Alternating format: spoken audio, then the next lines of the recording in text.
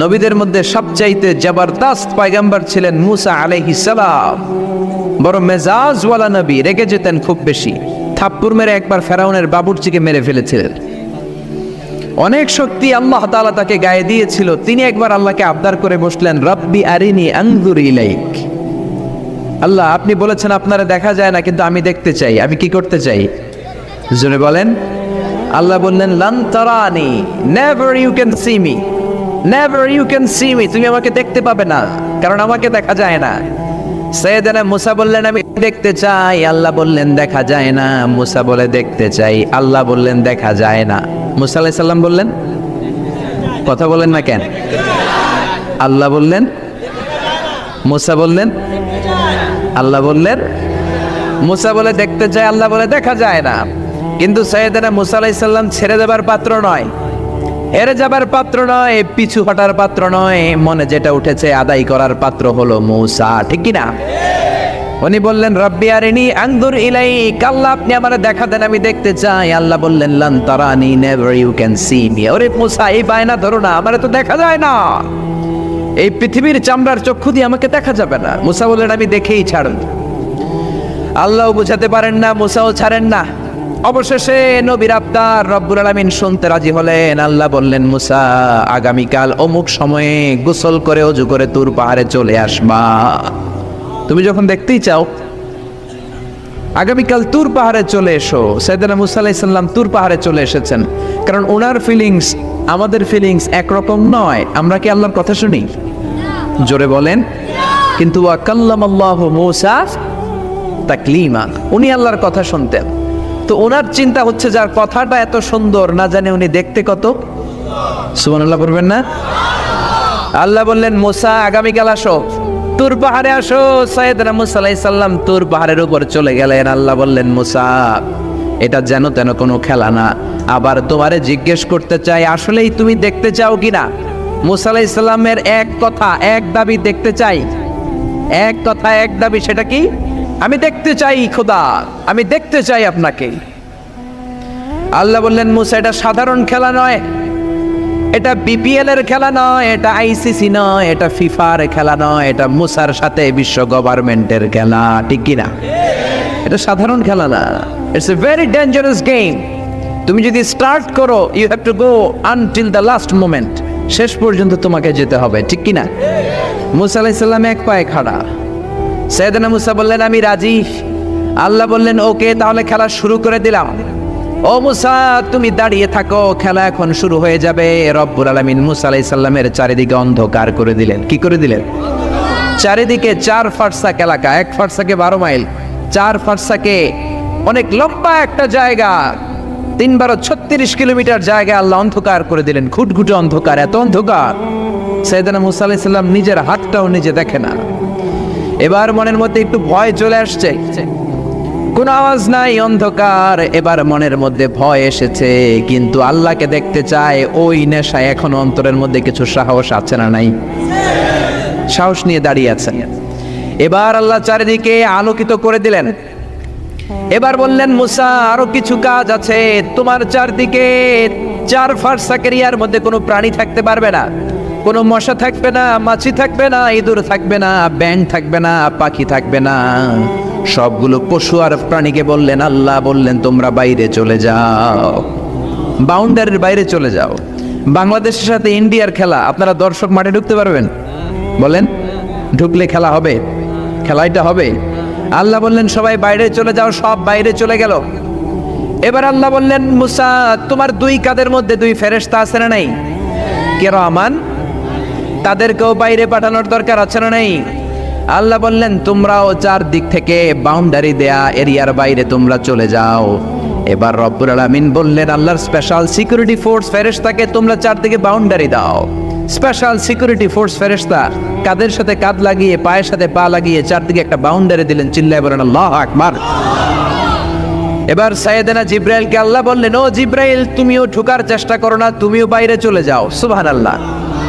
সাইয়েদনা জিব্রাইল বলে, আল্লাহ, আমাকে তৈরির পর থেকে, আমাকে রূহ দেওয়ার পর থেকে আজ পর্যন্ত তোমারে আমি দেখি নাই। সিদরাতুল মুনতাহা হলো আমার লাস্ট বর্ডার। ওই বর্ডারে কান লাগিয়ে তুমি যা বলো শুনি, ওই কথাগুলো নবীদের কাছে পৌঁছে দেয়, এটাই আমার ডিউটি। আজ পর্যন্ত আমিও তোমারে দেখি নাই, তোমার নূর এখনো দর্শন লাভ করি নাই, আমিও দেখতে চাই। আমার ভাই মুসার সাথে আমাকেও দেখতে দাও। আল্লাহ বলল, no no, this game is between Musa and me. এটা মুসার সাথে আমার খেলা, তোমার তো খেলা নাই, ঠিক কি না? জিব্রাইল তুমিও বাইরে চলে যাও। সাইয়েদনা জিব্রাইলও বাইরে চলে গেলেন। এবার একেবারে গ্রাউন্ড রেডি, স্টেডিয়াম রেডি। এবার খেলা হবে। খেলা কি হবে? জোরে বলেন, কি হবে? মুসা আলাইহিস সালামের বিশ্ব গভর্নমেন্ট, আল্লাহর সাথে খেলা। আল্লাহ বললেন, মুসা তুমি উপরের দিকে তাকাও। সাইয়েদনা মুসা আলাইহিস সালাম উপরের দিকে তাকালেন, দেখলেন প্রথম আকাশ দেখা যায়, তারপরে দ্বিতীয় আকাশ, তৃতীয় আকাশ, সব দেখতে আরম্ভ করলেন। প্রথম আকাশ, এটা বিশাল একটা area, it's a big space, we can't imagine. এটা কত বড় আমরা কল্পনাও করতে পারি না, বিশাল। হাতি, সূরাতুল ফিল আছে না নাই? সবচেয়ে ছোট্ট সাইজের প্রাণী পিঁপড়া, পিঁপড়ার নামে সূরা আছে না নাই? সূরাতু আন-নামাল। এরপর মাকড়সার 8 পা, মাকড়সার নামে আছে না নাই? সূরাতু আল-আনকাবুত। মৌমাছির নামে আছে না নাই? সূরাতু আন-নাহাল। নারীদের নামে আছে না নাই? নারীদেরকে আমরা পছন্দ করি বেশি, ঠিক কিনা? বিশ্বনবী পছন্দ করতেন, নারীদের মর্যাদা বেশি, মায়ের মর্যাদা 3 গুণ বেশি বাবার চেয়ে। এজন্য দেশের ক্ষমতায় আমরা নারীদেরকে বসাই দিচ্ছি। যেহেতু ক্ষমতা কয় গুণ বেশি, 3 ডবল যেহেতু মর্যাদা, তো বাবারে বসাবো কেন, মারই বসাই দিলাম। 2 মাই আছে, ঠিক কিনা? এই স্বাধীনতার পর থেকে 2 মা। আল্লাহ করে মা দিছে কয়টা? জোরে বলেন। এই 2 মা যদি একটু আদর সোহাগ দিয়ে আমাদেরকে রাখতো, তাহলে বাংলাদেশটা সিঙ্গাপুর হয়ে যেত। চিল্লা এখন, ঠিক কিনা? সিঙ্গাপুরে আমি ছিলাম কিছুদিন, আমার প্রোগ্রাম ছিল। এবছর গিয়েছিলাম ব্যাংককে, থাইল্যান্ড। তো ওদের দেশের একটা নিয়ম আছে, সেটা হচ্ছে ম্যারিটোক্রেসি। দেশের সব নিয়োগগুলো মেরিটের ভিত্তিতে হবে, যোগ্যতার ভিত্তিতে। চাচা খালুর টেলিফোনে নয়। কিন্তু আমাদের দেশে মামা খালুর ফোনে চাকরি আছে না নাই? সিঙ্গাপুরে নাই। এই সিঙ্গাপুরটা গোটা বিশ্বে পরিচিত ছিল জেলেপাড়া হিসেবে। জেলেপাড়া মাছ ধরতো, কি ধরতো? যেই এলাকাটা মাছ ধরে খেত, এই এলাকাটা এখন গোটা বিশ্বের উন্নত ডেভেলপড কান্ট্রি, দ্য ফার্স্ট ওয়ার্ল্ডের একটা অন্যতম দেশ। চিল্লায় বলেন, ঠিক কিনা? গোটা বিশ্বের মানুষগুলো ট্যুরিজমের জন্য সেখানে যায়। চমৎকার চমৎকার ট্যুরিস্ট অ্যাট্রাকশন তারা সেখানে করে রেখেছে। ওদের ছোট্ট একটা দেশ, একটা শহর নিয়ে একটা দেশ। আমাদের এতগুলো জেলা, 64টা জেলা, ওদের এতগুলো জেলা নাই, একটা মাত্র জেলা।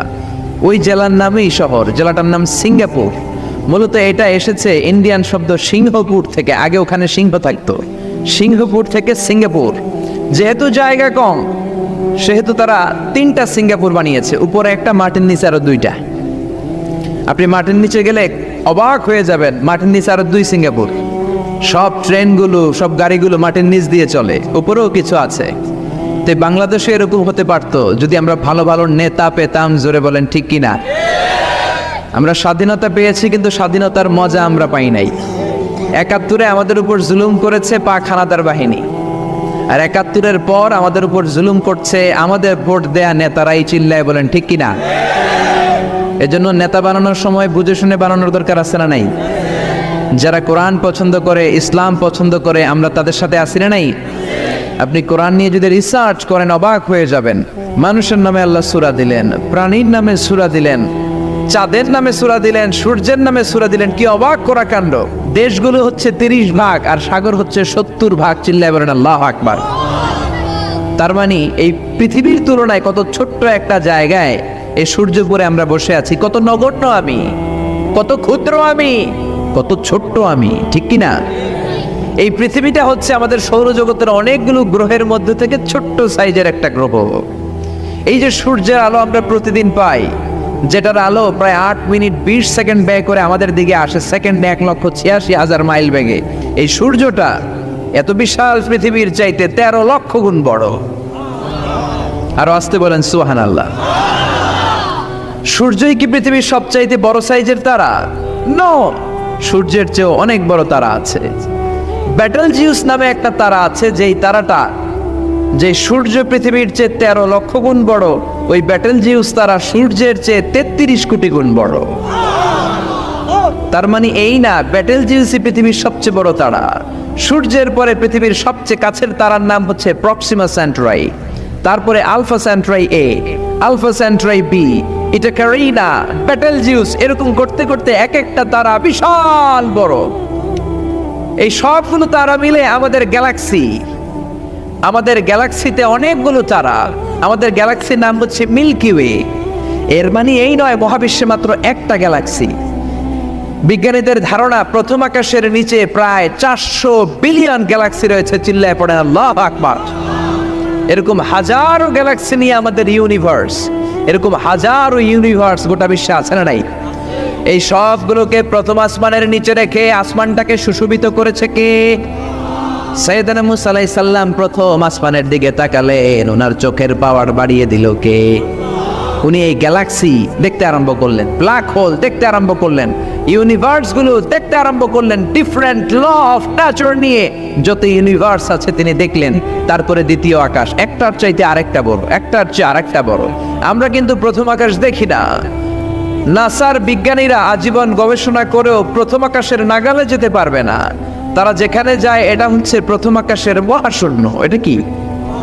প্রথম আকাশের মহাশূন্য, তারপরে প্রথম আকাশ, তারপরে দ্বিতীয় আকাশের মহাশূন্য, তারপরে দ্বিতীয় আকাশ, তারপরে তৃতীয় আকাশের মহাশূন্য, তারপর তৃতীয় আকাশ। একটার চাইতে আরেকটা বড়। কত বড়? বিশ্বনবী বললেন তোমার হাতের আংটিটা, কোনটা?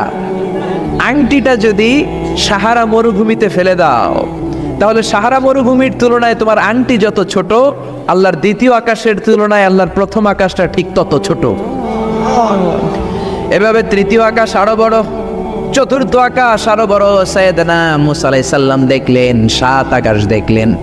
তারপরে তিনি দেখলেন সিদরাতুল মুনতাহা দেখা যায়, সেখান থেকে দেখলেন 4টা ঝর্ণা, 4টা নদী, 2টা জান্নাতে ঢুকেছে, 2টা নদী সিদরাতুল মুনতাহা থেকে দুনিয়ায় এসেছে। একটা নদীর নাম হলো মিশরের নীল নদী, আরেকটা হলো ইরাকের দজলা নদী। সুবহানাল্লাহ। তারপরে নজর করে তাকালেন, সেখানে দেখলেন তিনি কোরআনের বাড়ি দেখা যায়। বাল হুয়া কুরআনুম মাজিদুন ফি লাওহিম মাহফুজ। নাম শুনেছেন? লাওহে মাহফুজ কার বাড়ি? কোরআনের বাড়ি। লাওহে মাহফুজ কার বাড়ি? নজর করে দেখে কোরআনের বাড়ি দেখা যায়। সাইয়েদনা মুসা আলাইহিস সালামের চোখের পাওয়ারকে বাড়িয়ে দিয়েছে কে? ওনার চোখের মেকানিজম, মেগাপিক্সেলকে প্রখর করে দিয়েছে কে? তারপরে নজর করে দেখলেন বাইতুল মামুর দেখা যায়, যেই বাইতুল মামুর হলো ফেরেশতাদের কিবলা। আমরা হাজে গেলে, উমরায় গেলে আল্লাহর ঘরকে সেন্টারে রেখে চারদিকে তাওয়াফ করি, লাব্বাইক আল্লাহুম্মা লাব্বাইক বলে আল্লাহরে ডাকি। ফেরেশতারা এই কাবার চারদিকে তাওয়াফ করে না, তাদের জন্য আরেকটা ঘর, আল্লাহর বানানো আরেকটা ঘর 7 আকাশের উপর আছে না নেই? সেটার নাম হচ্ছে আল বাইতুল মামুর। সব ফেরেশতারা সেখানে তাওয়াফ করে, একবার করে ঢুকে 70,000 জন। একবার যারা ঢুকার চান্স পায় কিয়ামত পর্যন্ত দ্বিতীয়বার চান্স তার কপালে জুটবে না। সুবহানাল্লাহ। তারপরে তিনি নজর করে দেখলেন আরশ দেখা যায়, কুরসি দেখা যায়। তারপরে নজর করে সাইয়েদনা মুসা আলাইহিস সালাম দেখলেন আল্লাহর 70,000 নূরের পর্দা দেখা যায়। 70,000 নূরের পর্দা দেখা যায়। সেখান থেকে আল্লাহ গায়বী আওয়াজ দিয়ে বললেন, মুসা লাস্ট ডেস্টিনেশনে চলে এসেছো, একেবারে ফাইনাল গেট। এই গেটের পরে আর ফিরে যাওয়ার কোনো জায়গা নাই। শেষবারের মতো জিজ্ঞেস করি, খেলা কি চলবে নাকি থামিয়ে দেব? সাইয়েদনা মুসা বলে চলবে। সাইয়েদনা মুসা বললেন কি চলবে? কি সাহস ওনার, কি শক্তি ওনার, কি মেধা ওনার, কি কিউরিসিটি ওনার, কি অদম্য আগ্রহ ওনার। উনি বললেন খেলা চলবে। এত দূর এসেছি, পিছনে ফিরে তাকানোর মানুষ আমি নই, ঠিক কি না? আল্লাহ বললেন মুসা তাহলে ঠিক আছে, খেলা শুরু হয়ে যাবে, একটু শক্ত হয়ে দাঁড়াও। সুবহানাল্লাহ পড়েন। এই প্রথম আল্লাহ তার নূরের তাজাল্লির ফোকাস পৃথিবীতে ঠেলে দিবেন, এর আগে পড়ে নাই। আল্লাহু আকবার। সাইয়েদনা মুসা আলাইহিস সালাম শক্ত হয়ে দাঁড়ালেন। ফালাম্মা তাজাল্লা রাব্বুহু জাআলাহু দাক্কা ওয়া খাররা মুসা সাইকা। ফালাম্মা তাজাল্লা রাব্বুহু লিল জাবাল।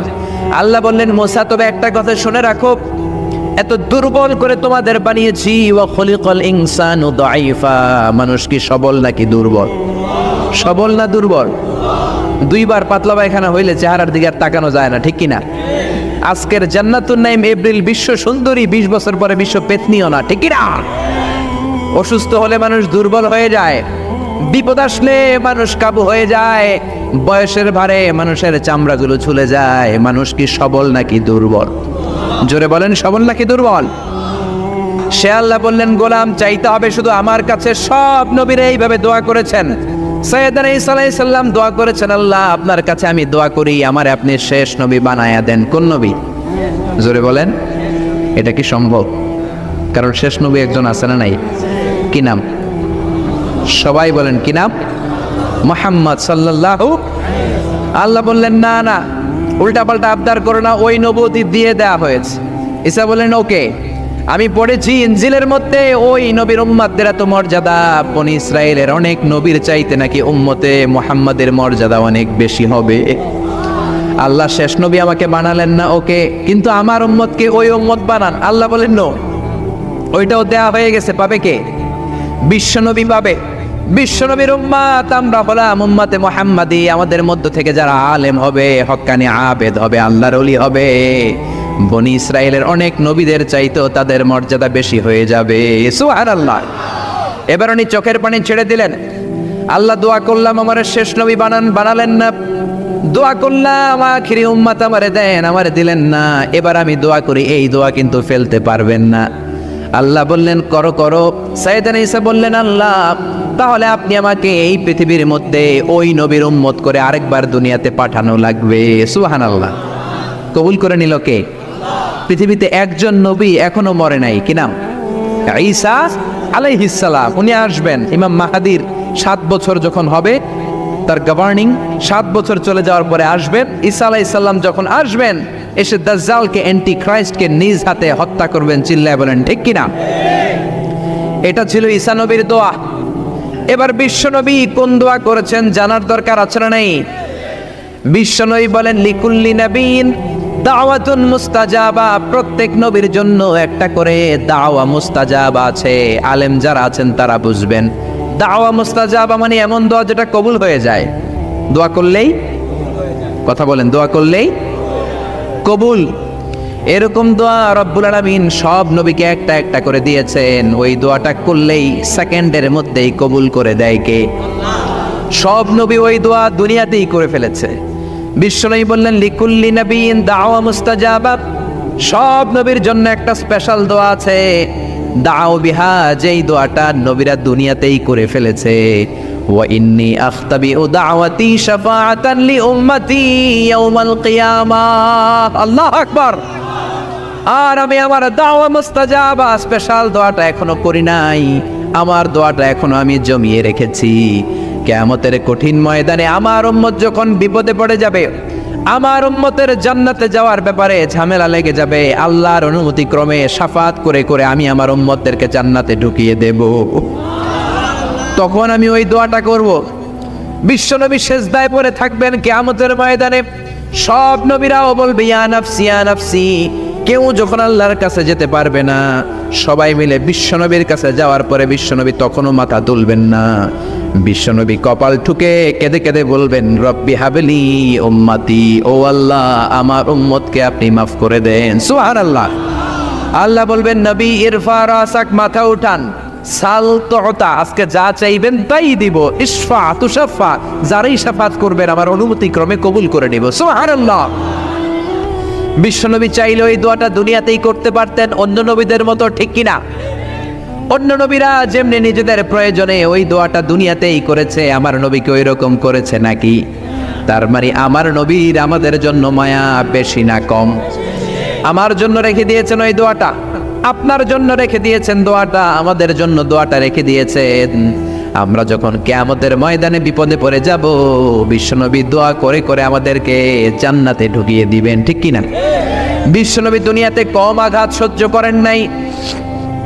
যেই লোকটার বাইরের চামড়া থেকে রগ দেখা যেত, রগের ভেতর দিয়ে যে রক্তগুলো দৌড়াদৌড়ি করে সেটাও দেখা যেত। সুবহানাল্লাহ।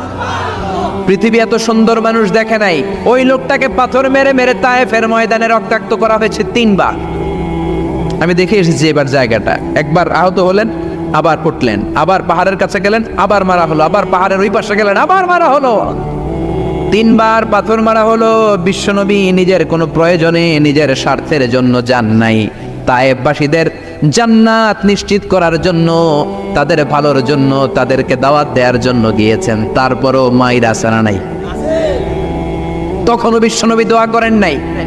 ওই দিন যদি দোয়া করতেন, আল্লাহ তায়েফবাসীদেরকে আপনি শেষ করে দেন, সেকেন্ডের মধ্যে পুরো তায়েফকে পাউডার করে দিতে পারত কে? উহুদের ময়দানে তীর এসে বিশ্বনবীর দাঁতের মধ্যে বিঁধে গেল, ঝরঝর করে রক্ত ঝরলো। ওই কঠিন দিনেও বিশ্বনবী ওই দোয়াটা করেন নাই, ঠিক কিনা? বদরের ময়দানে 313 জন সাহাবী নিয়ে বিশ্বনবী চোখের পানি ছাড়ছেন। আবু বকর বলেন, ইয়া রাসূলুল্লাহ, ইয়া হাবিবাল্লাহ, মাথা উঠান। আপনি এমন ভাবে দোয়া করেছেন, আমার মন সায় দেয়, আমার মন বলে আজকের দোয়া আল্লাহ ফেরাবে না, ওঠেন।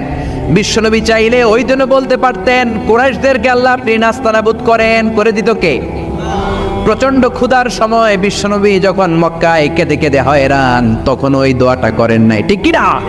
3 বছর আত্মীয় স্বজন সহ শিয়াবে আবু তালেবে জেল খেটেছেন। কয় বছর? জোরে বলেন। প্রথম বছর খেয়েছে ছাগলের গোশত, সবাই ছাগল পালতো, নিজেদের ছাগলের গোশতগুলো খেয়েছে। দ্বিতীয় বছর কোনো ছাগল নেই, ছিল ছাগলের রোদ্রে শুকানো চামড়াগুলো পানিতে ভিজিয়ে ভিজিয়ে চামড়া খেয়েছে। তৃতীয় বছর ছাগলের চামড়াও নাই, কি নাই? তৃতীয় বছর ছাগলের চামড়াও নেই, ছিল গাছের বাকল, গাছের পাতা। শিয়াবে আবি তালেবে বিশ্বনবী গাছের পাতা খেয়ে, গাছের চামড়া খেয়ে জীবন ধারণ করেছেন। বিশ্বনবীর এলাকার লোকগুলো, মুমিনগুলো কেঁদে কেঁদে হয়রান। তখনও যদি বিশ্বনবী দোয়া করতেন, কবুল করতো কে? মদিনায় দুর্ভিক্ষ, কোনো খাবার নাই, বিশ্বনবীর পেটে কোনো খাবার নাই, কোনো দানা পানা পড়ে নাই। বিশ্বনবীর কলিজার টুকরা নাতি হাসান আর হোসাইনের পেটেও কোনো খাবার নাই। বিশ্বনবীর কলিজার টুকরা ফাতেমার পেটে কোনো খাবার নাই। চাইলে বিশ্বনবী তখন দোয়াটা করতে পারতেন না? বিশ্বনবী মসজিদে নববীতে জোহরের নামাজ পড়ে হাসান হুসাইনকে দেখতে গেলেন, যে দেখে ফাতেমা রান্না করে। আসলে কি রান্না করে? চুলার মধ্যে পাতিল দিয়ে পানি গরম করে আর হাসান হুসাইনকে বুঝ দেয়, ঠিক কিনা? বিশ্বনবীর পায়ের আওয়াজ শুনে ঘুমন্ত হাসান আর হুসাইন জেগে গেল। দৌড়ে এসে নানাজিকে ঝাপটে ধরে ডেকে বলে, নানাজি, গতকাল কেন দেখতে আসলেন না? আজকে দুপুর হয়ে গেল, বিকেল হয়ে যাচ্ছে, এখন বুঝি আপনি দেখতে আসার সময় হলো?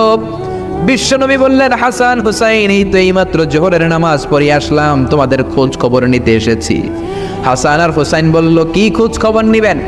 খোঁজ খবর নেওয়ার আগে একটা বিচার করে দেন। বিচার? আপনি তো আহকামুল হাকিমিন, সব চাইতে বড় বিচারকের সব চাইতে বড় নবী, ইনসাফওয়ালা নবী। আপনার কাছে বিচার দিয়ে কেউ কোনোদিন বিচারে ঠকে নাই, ঠিক কিনা? আপনি একটা বিচার করেন। বিশ্বনবী বললেন, কিসের বিচার? হাসান বলে, নানাজি, আপনার মেয়ের নামের বিচার, ফাতেমার নামের বিচার। বিশ্বনবী বললেন, ও হাসান, আমার মেয়ে ফাতেমার আবার কি বিচার? কি অপরাধ আমার ফাতেমার? হাসান হুসাইন চোখের পানি ছেড়ে দিয়ে ডেকে বলে, নানাজি, আপনার মেয়ে আমাদেরকে খাবার দেয় না কেন? খাবার দেয় না কেন? বিচার দিলাম, গতকাল সারাদিন বলেছে রাত্রিবেলা খাবার দিবে, রাতে খাবার দেয় নাই। আমাদেরকে বলেছে তোমরা ঘুমিয়ে যাও, আমি রান্না করি, সকালে দিব। ঘুমিয়ে গেলাম, সকালবেলায় খাবার চাইলাম, আপনার মেয়ে ফাতেমা তখন আমাদেরকে খাবার দেয় না। দাদা, আমরা ছোট্ট 2টা মানুষ ক্ষুধার জ্বালায় বেহুশ হয়ে যাই, আর সহ্য করতে পারি না, আপনার মেয়ে খাবার দেয় না। দুপুর হয়ে গেল, 2 জনে কান্নাকাটি করে আপনার মেয়ে এখন পর্যন্ত আমাদেরকে খাবার দেয় নাই। আমরা 2 জন তো আর সহ্য করতে পারি না, কেন আপনার মেয়ে আমাদের সাথে এমন করে? আপনার কাছে বিচার দিলাম, আপনি বিচার করেন। বিশ্বনবী আর কি বিচার করবেন? ধা ধা করে বিশ্বনবী চোখের পানিগুলো ছাড়েন। হুসাইনকে জড়িয়ে ধরলেন, হাসান রে জড়িয়ে ধরলেন, ডেকে বললেন, হাসান রে, কাছে আয়। বিশ্বনবী শাম দেশের জুব্বা পরতেন, শাম দেশের জুব্বাটা উপরের দিকে উঠালেন, হাসান রে দেখালেন, এই তো দেখ, তোর নানার পেটের মধ্যে 3টা পাথর বাঁধা। একদিন না খেয়ে থাকার কারণে তোদের পেটে এত জ্বালা, এত কষ্ট। আমি বিশ্বনবীর পেটে গত 3 দিন যাবত কোনো দানা পানি পড়ে নাই। আমি বিশ্বনবী তো না খেয়ে আছি রে হাসান, আমি তো 3 দিন না খেয়ে আছি, আমার পেটেও তো কিছু নাই।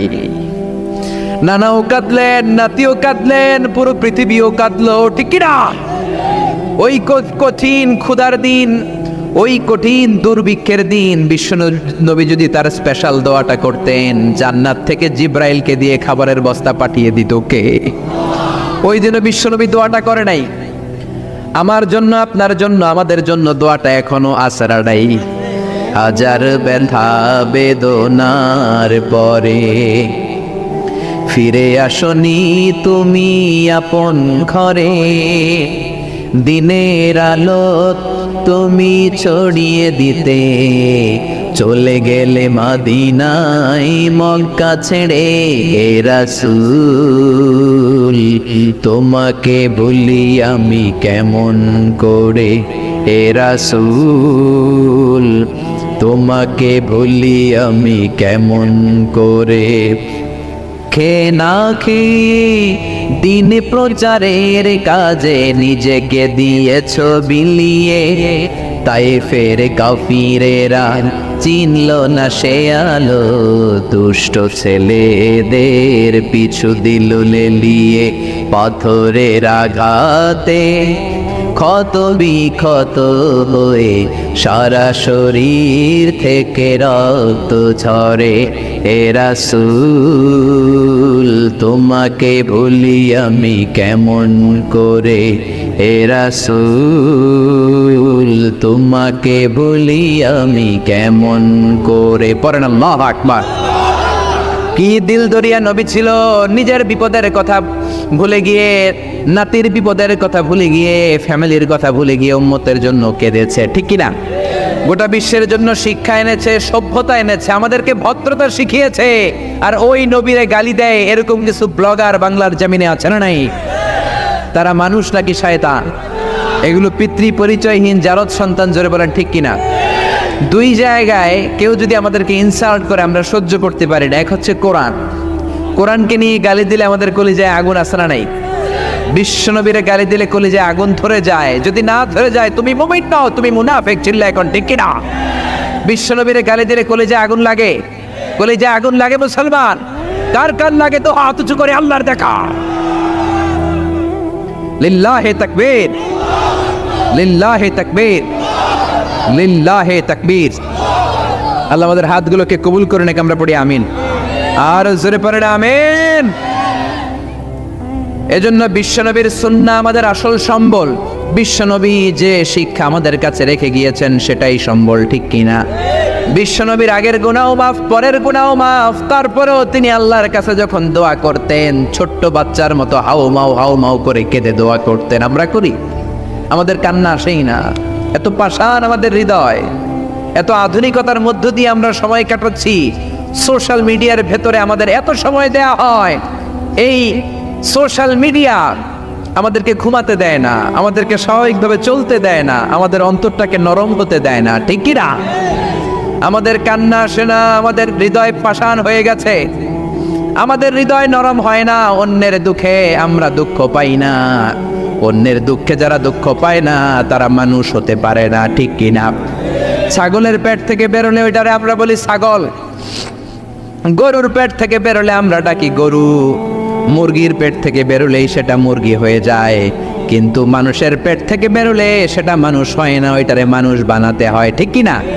এই দুনিয়া এখন তো আর সেই দুনিয়া নাই, মানুষ নামের মানুষ আছে দুনিয়া বোঝাই।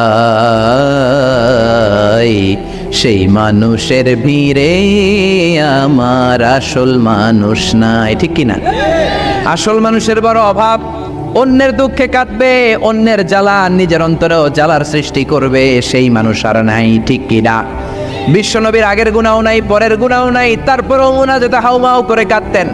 তিনি দোয়ায় বলতেন, আল্লাহ ইন্নী আব্দু কবনু আব্দি কবনু আমাতিক নাসিয়াতি বিয়াদিক। ও আল্লাহ, আমি আপনার গোলাম, গোলামের ঘরের গোলাম, বান্দির ঘরের গোলাম। আল্লাহ আমি আপনার গোলাম, গোলামের ঘরের গোলাম, মানে আমার বাপ আব্দুল্লাহ আপনার গোলাম, আমরা গোলাম বংশের। সুবহানাল্লাহ। গোটা বিশ্বের শ্রেষ্ঠ মানুষটা নিজের গোলাম বলতে দ্বিধাবোধ করতো না, বলতো আমি আপনার গোলাম, গোলামের ঘরের গোলাম, বান্দির ঘরের গোলাম, নাসিয়াতি বিয়াদিক। আমার মাথার চুলের ছুটি আপনার হাতের মুঠোয়, আমার চুলের ছুটি আপনার হাতের মুঠোয়, গোলামের মতো যেখানেই টানবেন আমি ওখানেই যাব। আল্লাহু আকবার। এই ছিল বিশ্বনবীর বিনয়। নিজেকে গোলাম বলতে স্বাচ্ছন্দ্য বোধ করতেন, কোনোদিন জীবনে অহংকার করেন নাই। কোনোদিন বিশ্বনবী কারো সাথে মুসাফা করতে যে নিজে আগে হাত টানেন নাই, যতক্ষণ না ওই লোকটা তার হাত টেনে নিয়েছে। সুবহানাল্লাহ। আর বিশ্বনবীর হাত ছিল আলিয়ানু মিনাদ দিবাজ। বিশ্বনবীর হাত ছিল রেশমের কাপড়ের চেয়েও নরম। সিল্ক চিনেন? সিল্কের কাপড়ের চেয়ে বিশ্বনবীর হাত ছিল নরম। এই নরম হাত মুসাফার মধ্যে যে একবার পাইতো কেউ ছাড়তে চাইতো না, ধরেই রাখতে। আর বিশ্বনবী নরম হৃদয়ের নবী, কেউ যদি না ছাড়ে বিশ্বনবীও ছাড়তেন না। সুবহানাল্লাহ। ওই নবী মোনাজাতে কাঁদতেন। এজন্য ভাইরা এই কথা বললেন না আল্লাহ আমার দোয়া শোনে না, আপনি দোয়ার মতো দোয়া করেন নাই, এজন্য শোনে নাই, ঠিক কি না? দোয়া কবুল হওয়ার রহস্য হচ্ছে চোখের পানি। বিশ্বনবী বললেন দুইটা চোখের পানি আল্লাহর কাছে সব চাইতে সেরা। এক হলো জিহাদের ময়দানে রক্তের ফোঁটা, দ্বিতীয় হলো আল্লাহর ভয়ে মোনাজাতের মধ্যে চোখ থেকে বেয়ে বেয়ে পড়া পানির ফোঁটা। আবার বিশ্বনবী বললেন অনুশোচনার চোখের পানি চোখ দিয়ে নাকের ডগা বেয়ে বেয়ে জমিনে পড়ার আগে ওই দোয়াটা কবুল করে নেয় কে? এজন্য চাওয়ার সময় নিজের ছোট করেন, বলবেন আল্লাহ আমি আপনার গোলাম, গোলামের ঘরের গোলাম, বান্দির ঘরের গোলাম, আমার চাইতে ক্ষুদ্র ছোট কেউ নাই, এমন কোনো গুনাহ নাই আমি করি নাই, তুমি ছাড়া আমারে পার করার কেউ নাই, ঠিক কি না? এরকম দোয়ার মধ্যে নিজেরে ছোট করে দেন, আপনার দোয়া কবুল করবে কে? এজন্য সব সময় চাইবে একজনের কাছে, তিনি কে? একদল আছে বা এক শ্রেণীর লোক আছে, রোগে যখন পড়ে তখন আল্লাহরে ডাকে, রোগ ভালো হয়ে যায় আল্লাহরে ভুলে যায়, আছে না নাই? নির্বাচনের আগে আল্লাহরে ডাকে, নির্বাচন শেষ আল্লাহরে ভুলে যায়, আছে না নাই? সমস্যায় পড়েছে আল্লাহরে ডাকে, সমস্যা নাই আল্লাহরে ভুলে যায়, আছে না নাই? এমন করা যাবে না, সব সময় ডাকবেন। তবে রব্বুল আলামিন বলেন স্পেশাল কিছু সময় আছে, ওই সময় দোয়া করলে দোয়া কবুল করে নেয় কে? তাহাজ্জুদের সময়। এই স্পেশাল দু একটা সময়ের কথা বলে আমরা দোয়া করব। দোয়া না নিয়ে আজকে কে কে চলে যাবেন হাত তুলে দেখান তো। থাকবেন সবাই? দোয়া করে যাবেন? অল্প 2-1 মিনিট কথা বলে আমি এখন দোয়ার দিকে যাব। ওয়াদা করেছেন বসে থাকবেন। ওয়াদার খেলাফ করা কি মুমিনের আলামত না মুনাফিকের? আমরা একসাথে দোয়া করে আজকে এখান থেকে বিদায় নিব। পড়েন ইনশাআল্লাহ। তাহাজ্জুদের সময় দোয়া করবেন। ওয়া মিনাল লাইলি ফাতাহাজ্জাদ বিহি নাফিলাতান লাকা আসা আইয়াবআসাকা রাব্বুকা মাকামাম মাহমুদা। তাহাজ্জুদের নামাজ পড়লে আপনার মর্যাদা বাড়ায় দিবে কে? এখন হুজুর আমরা তো ফজরই পড়ি না, তাহাজ্জুদ কখন পড়বো? তাহাজ্জুদ তো তাদের যারা ফজর পড়ে, ঠিক কি না? ফজরই তো পড়ে না, তাহাজ্জুদ কখন? ফজরের সময় মসজিদের বেহাল দশা। ফজরের সময় যত মসজিদে নামাজ পড়লাম খালি মুরব্বী চাচাদেরকে পাওয়া যায়, ইয়াং ছেলেরা নাই। ফজরের নামাজ মুরব্বীদের জন্য নয়, ফজরের নামাজ তোমাদের মতো ইয়াংস্টার যারা আছো তাদের জন্য, ঠিক কি না? ওয়াদা করো সূর্যপুরের মসজিদগুলোতে যুবকরা যে ফজরের নামাজে মসজিদ ভরে দিবা, রাজি আছো? রাজি আছো যুবকেরা?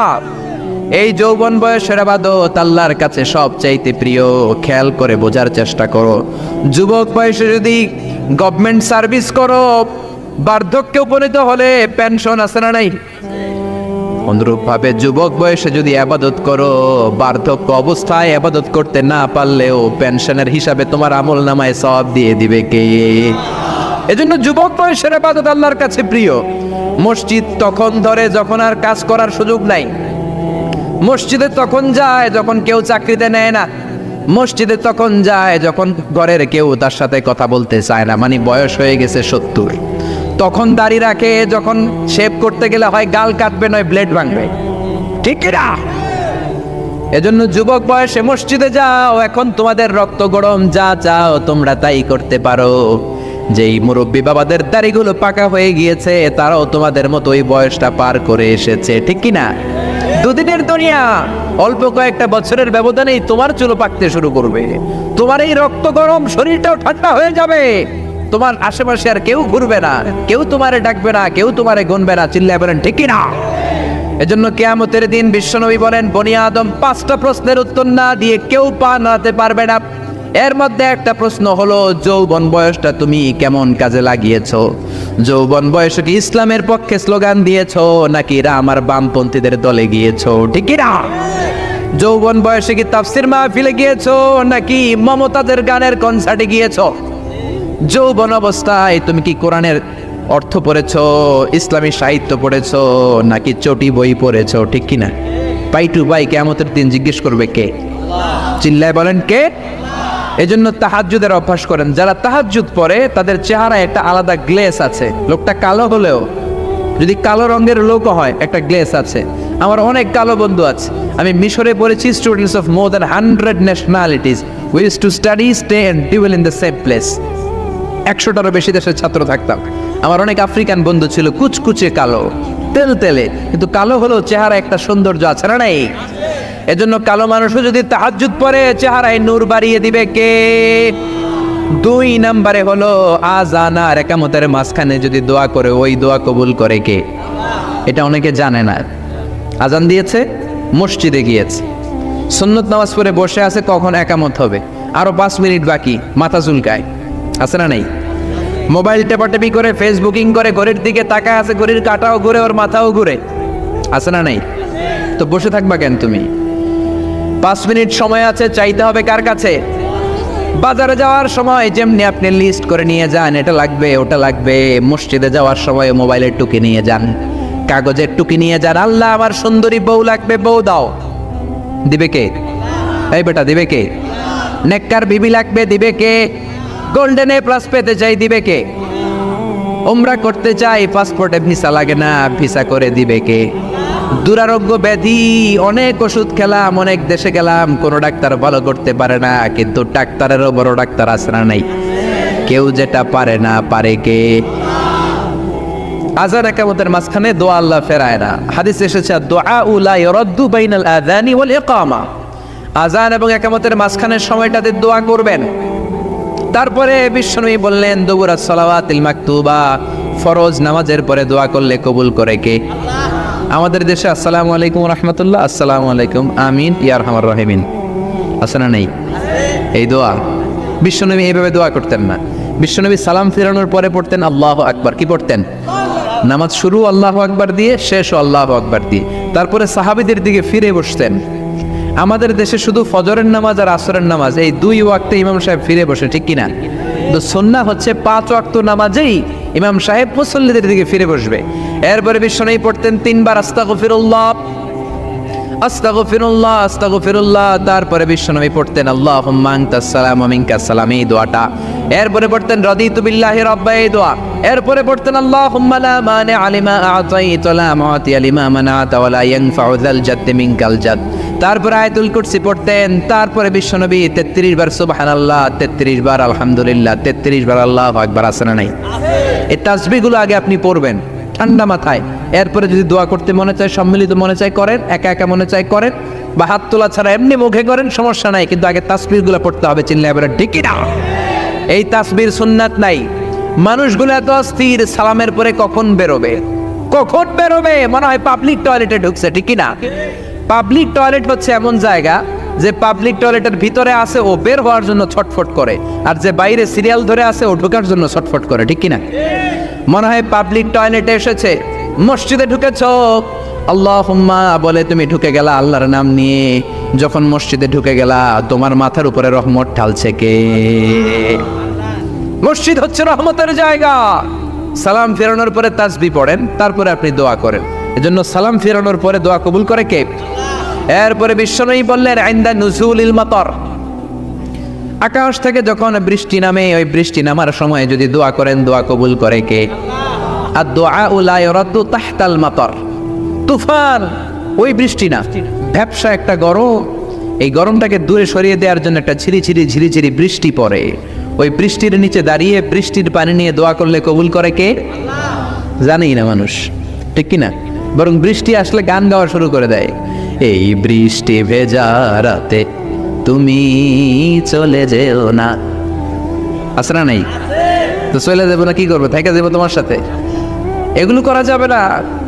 বৃষ্টি রহমতের বৃষ্টি, তুমি বৃষ্টি হাতে নিয়ে দোয়া করো। সুন্দরী বউ লাগবে, দিতে পারে একজন, তিনি কে? এজন্য চাইতে হবে একজনের কাছে, তিনি কে? কদরের রাতে দোয়া করলে আল্লাহ কবুল করে, খতমে কোরআনের পরে দোয়া করলে আল্লাহ কবুল করে, হজের মানাসিকুল হজের মধ্যে যে দোয়া করলে কবুল করে, মুসাফির দোয়া করলে কবুল করে, রোজাদার ব্যক্তি দোয়া করলে আল্লাহ কবুল করে, মাজলুম ব্যক্তি দোয়া করলে আল্লাহ কবুল করে। এজন্য বিশ্বনবী বলেছেন, ইত্তাকু দাওয়াতাল মাজলুম, মাজলুমের বদদোয়ারে ভয় করো, ফাইন্না লাইসা বাইনাহু ওয়া বাইনাল্লাহি হিজাব, তার আর তার আল্লাহর মাঝে কোনো পর্দা থাকে না। মাজলুম দোয়া করলেই কবুল, সুবহানাল্লাহ। এরপরে স্পেশাল দোয়া হলো মা বাবার দোয়া। এই দোয়া কোনোদিন ফিরে না, সুবহানাল্লাহ পড়েন। রাজি আছেন মা বাবার কাছে দোয়া চাইতে? রাজি আছেন তো? কোন ঘর আছে যে ঝগড়া হয় না? এরকম কোনো ঘর পৃথিবীতে নাই। ঝগড়া হবে, মা বাবার সাথে মিসআন্ডারস্ট্যান্ডিং হবে, হয়ে যেতে পারে দু চার কথা, কিন্তু ক্ষমা চাইতে হবে, ঠিক কিনা? এজন্য আল্লাহর কাছে চাইতে রাজি আছেন তো? সব সময় আমরা একজনের কাছে চাই। আবার এই চাঁদকে বিশ্বনবী দুই ভাগ করেছিলেন, সেটাও কোরআনে আছে না নাই? ইকতারাবাতিস সাআতু ওয়ানশাক্কাল কামার ওয়া ইয়ারাউ আয়াতান ইউরিদু ইয়াকুলু সিহরুম মুস্তামির। বিশ্বনবী আঙ্গুলের ইশারায় চাঁদকে দুভাগ করেছিলেন। মক্কার কুরাইশরা এসে বলল, আব্দুল্লাহর বেটা মুহাম্মদ, তুমি যদি আকাশের পূর্ণিমার জলজলে চাঁদকে দুই ভাগ করে দেখাতে পারো, তাহলে বিশ্বাস করব যে তুমি নবী। আর যদি দেখাতে না পারো, তাহলে তুমি নবী নও। বিশ্বনবী গ্রিন সিগন্যালের জন্য উপরে তাকালেন, কারণ বিশ্বনবী মন গড়া কিছু বলতেন না, উপর থেকে সিগন্যাল আসলে তারপরেই বলতেন। চিল্লায় বলেন ঠিক কিনা? বিশ্বনবী গ্রিন সিগন্যাল পেলেন, বিশ্বনবী বললেন, অবশ্যই আমি দেখাতে পারবো। শাহাদাত আঙ্গুলি বলি আমরা এটাকে, কিন্তু আরবিতে এটাকে বলা হয় সাব্বাবা। এই সাব্বাবা তুলে উনি বিসমিল্লাহি আল্লাহু আকবার এরকম করলেন, পূর্ণিমার চাঁদটাকে ফেটে দুই ভাগ করে দিল কে? একটা চলে গেল জাবালে আবু কুবাইস, সাফা পাহাড়ের উপরে যে অংশটা। জাবালে আবু কুবাইস আউয়ালু জাবাল ফিল আলাম, পৃথিবীর প্রথম পাহাড়। এই পাহাড় থেকেই অন্যান্য মাউন্টেন রেঞ্জ, এই যে আলাস্কা পর্বতমালা, তারপর মাউন্ট এভারেস্ট, আল্পস পর্বতমালা, তারপর তুরে সাইনা, এই যে সিলসিলাতুল জিবাল, এই সব পাহাড়ি রেঞ্জগুলো এই আবু কুবাইস থেকে গোটা বিশ্বে ছড়িয়ে দিয়েছে কে? চাঁদের এক খণ্ড চলে গেল আবু কুবাইসে, আরেক খণ্ড চলে গেল জাবাল কাআনের ভেতরে। মক্কার লোকেরা দেখে তো অবাক, কি আজীব তামাশা, চাঁদকে দুই ভাগ করে ফেললো, আবার এই চাঁদকে মিলিয়ে দিল। বিশ্বনবীর এই চমৎকার মুআজিজা দেখে হাজার হাজার মক্কার লোকেরা কালিমা পড়ে মুসলমান হয়ে গেল। এই চাঁদের মধ্যে প্রথমে নেমেছিল নীল আর্মস্ট্রং। কি নাম? মহাকাশে যাওয়ার আগে তার আগে কুকুর পাঠিয়েছিল একটা, নাম হচ্ছে কি? লাইকা। লাইকা নামে একটা কুকুর পাঠিয়েছে, যে মরলে আগে কুত্তায় মরুক, আমরা বেঁচে থাকি, ঠিক কিনা? নাসার বিজ্ঞানীরা আগে কুকুর পাঠিয়েছে, পাঠানোর পরে দেখেন আসে বেঁচে থাকে না, কারণ আপনি মাধ্যাকর্ষণ শক্তির বাইরে গেলে ওখানে কোনো বাতাস নাই, ওখানে কোনো আওয়াজ নাই, ওখানে কোনো অক্সিজেন নাই, বাঁচার পরিবেশও নাই। চিল্লায় বলেন ঠিক কিনা?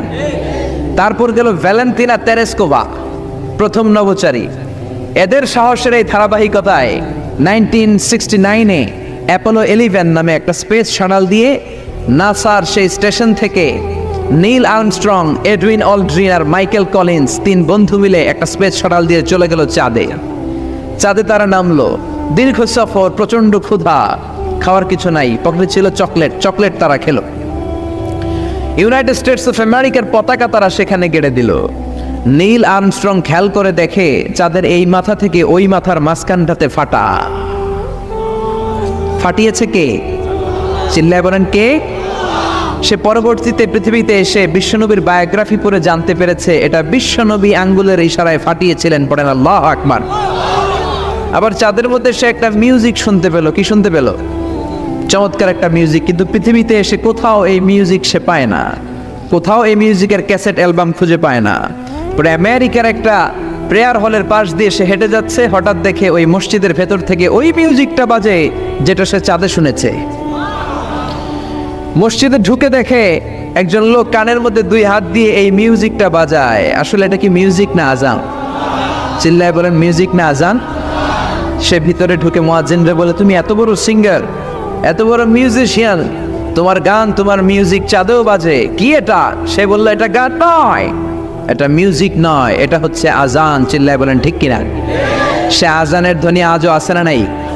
কিন্তু এক দলের আজানের ধ্বনি ভালো লাগে না, এরকমও আছে না নাই? কোরআন ভাল লাগে না, আছে না নাই? ইসলাম ভাল লাগে না, আছে না নাই? বিশ্বনবীকে গালি দেয়, এরকম আছে না নাই? বিশ্বনবী গোটা বিশ্বকে শিখিয়েছে সভ্যতা, সংস্কৃতি, সিভিলাইজেশন। এই মহান মানুষটিকে যারা গালি দেয় এরা মানুষ নয়, এরা পশু, এরা পিতৃ পরিচয়হীন জারদ সন্তান। চিল্লায় বলেন ঠিক কিনা? আপনি ব্রিটিশ মিউজিয়ামে যদি ঢুকেন দেখবেন সাদা পাথরের ফলকে লেখা as a father, as a teacher, as a law giver, as a law maker, as a reformer of the society, Muhammad is the superman of the world. চিল্লায় বলেন আল্লাহু আকবার। স্বামী হিসেবে, পিতা হিসেবে, নেতা হিসেবে, সমাজ সংস্কারক হিসেবে মুহাম্মদ হচ্ছে এই পৃথিবীর একজন সুপারম্যান। এজন্য বিশ্বনবীকে যারা গালি দেয় এরা মানুষের কাতারে পড়তে পারে না। চিল্লায় বলেন ঠিক কিনা? আল্লাহ এদেরকে হেদায়েত দান করুক। আমরা পড়ি আমিন। আর জোরে পড়েন আমিন। আমি সূরাতুল বাকারার 186 নম্বর আয়াত তেলাওয়াত করেছি। আল্লাহ সেখানে বলছেন ওয়া ইযা সাআলাকা ইবাদি আন্নী ফাইন্নী করিব। ও নবী, আমার বান্দারা যখন আমার ব্যাপারে জিজ্ঞেস করে যে আমি কোথায়, আপনি বলে দেন ফাইন্নী করিব, নিশ্চয়ই আমি কাছে। আল্লাহ কি কাছে না দূরে? আল্লাহ যদি তৌফিক এনায়েত করেন শেষ পর্যন্ত এই আয়াতের আলোকে আপনাদের সাথে কি করে আল্লাহকে ডাকতে হয়, কেমন করে প্রার্থনা করতে হয়, কেমন করে মুনাজাত করতে হয়, সে বিষয়ে কিছু কথা শেয়ার করব ইনশাআল্লাহ। সবাই পড়েন ইনশাআল্লাহ। ওয়া ইযা সাআলাকা ইবাদি, যখন বান্দারা জিজ্ঞেস করে আপনাকে আমার ব্যাপারে, আন্নী ফাইন্নী করিব, আপনি বলে দেন নিশ্চয়ই আমি কাছে। বুঝা গেল আল্লাহ আমাদের কাছে। চিৎকার করে বলেন আল্লাহ কাছে না দূরে? কাছে না দূরে? ওয়া নাহনু আকরাবু ইলাইহি মিন হাবলিল ওয়ারিদ। আল্লাহ বলছেন হাবলুল ওয়ারিদ, তোমার ঘাড়ের যে রগ আছে এই রগের চেয়েও বেশি কাছে। তুমি তোমার যত কাছে তোমার রব তার চাইতেও তোমার বেশি কাছে। ঠিক কি না? এখন এই যে হুজুর আমার কাছে, হুজুরকে দেখা যায় কি যায় না? উনি আমার কাছে, দেখা যায় কি যায় না? আল্লাহ বললেন আমি তোমাদের কাছে, কিন্তু আল্লাহকে কি দেখা যায়? জোরে বলেন। এখন কাছে হলে তো দেখা যাওয়া উচিত ছিল, ঠিক কি না? কিন্তু আল্লাহকে দেখা যায় না। দেখা যায়? কেউ দেখেছেন? পিছনের কেউ দেখেছেন? কেউ আমরা দেখি নাই। লা তুদরিকুল আবসার ওয়া হুয়া ইউদরিকুল আবসার ওয়া হুয়াল লাতীফুল খাবীর। তাকে দেখা যায় না, তাকে ধরা যায় না, তাকে ছোঁয়া যায় না, তাকে না দেখে বিশ্বাস করে নিতে হয়। চিল্লায় বলেন ঠিক কি না? কেমন করে আপনি তাকে দেখবেন? আপনি তো নিজেকেই দেখেন নাই। আপনি কি আপনার নিজেকে দেখেছেন? আচ্ছা বলেন তো, আপনি কি আপনার চোখ দেখেন আয়নার সাহায্য ছাড়া? এই যে আমি এখন বসে আছি, আমি কি আমার চোখ দেখতে পাই আয়না ছাড়া? আপনারা আমার চোখ দেখতে পান, আমি আপনার চোখ দেখতে পাই, কিন্তু আমরা কি আমাদের চোখ দেখতে পাই? আমরা কি আমাদের পিঠ দেখতে পাই? আয়নার সাহায্য ছাড়া কি পিঠ দেখেছেন? আয়নার সাহায্য নিয়েও তো পিঠ দেখা অনেক কঠিন, ঠিক কিনা? তো আপনি নিজেকেই দেখেন নাই ঠিক মতো, আর নিজের স্রষ্টাকে দুনিয়াতে বসেই দেখতে চান, এটা অসম্ভব। পৃথিবীতে বসে আল্লাহকে দেখা যায় না। আল্লাহকে দেখতে হলে জান্নাতে যাওয়ার দরকার আছে না নাই? এজন্য রব্বুল আলামিন বলেন গোলাম আমারে দেখা যায় না, আমারে না দেখে বিশ্বাস করতে হয়, কিন্তু দেখা না গেলেও আমি কাছে না দূরে। কাছে না দূরে?